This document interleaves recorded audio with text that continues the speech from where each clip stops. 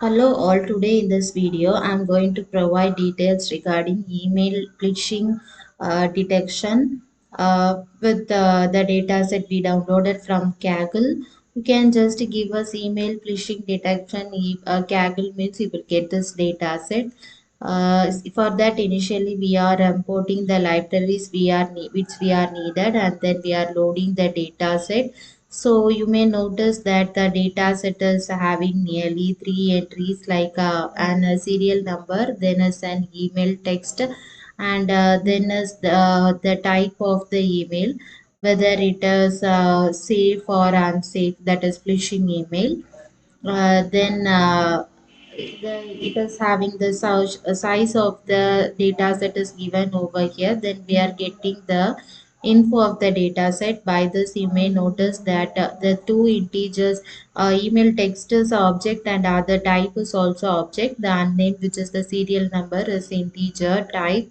Then we are checking whether our data set is having any null values or missing values. If you notice, means we are having null values, because here within the email text nearly 16 values is null or void. So for that we have to move with some dropping of this function. So for that we have made a drop function, and we are going to remove unnamed also, since we no need this unnamed. Since it's just a serial number, we are removing this unnamed full entry, that is the full column we are removing. Then within the email text we are dropping the null values which is having. So for that we are making a remove duplicates or drop duplicates. After that we are checking the missing values. Now you may notice that we are not having any missing values, and moreover the unnamed is also dropped. Then we are getting the shape of the data set. Then we are just making and value count, that how many email type is having, how many safe and how many phishing email is having. When compared to phishing emails, the safe email is only high. Then we are determining the x variable and y variable. Since we are having only two variables, this text is considered as the x variable, and the email type is considered as the y variable. With the use of this x variable and y variable, and by the use of the train test split function, and the test size is 0.2, that is 20% for testing and remaining 80% for training, we are determining variables like x train, x test, y train, and y test. So before moving into machine learning or deep learning, we have to convert this thing into vectors. For that we are moving with the vectorizer. tfidf vectorizer is the one we are using. So by this we are just converting the text into vectors for the variables like x train, and then we are getting the shape of it. And also then we are working with logistic regression. First model we have made is the logistic regression. So for that initially we are imported the library.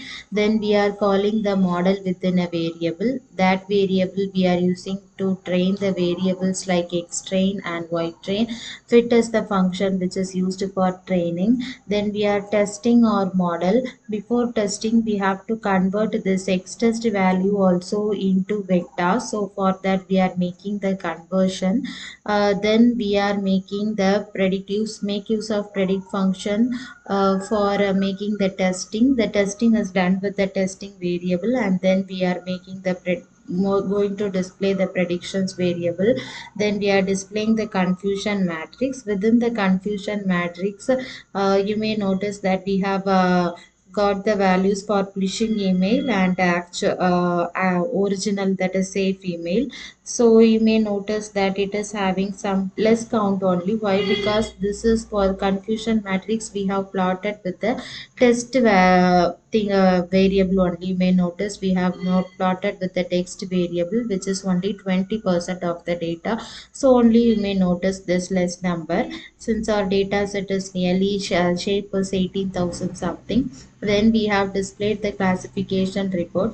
Within the classification report we are declaring the uh, variables like precision, recall, F1 score, and support. And we have also got the accuracy, macro average, and weighted average. So with logistic regression, we have got nearly 97% accuracy. Within the next video, we will be working with support vector vision, and also we'll make a comparison that which algorithm is providing better results, whether logistic regression or support vector vision. Thank you.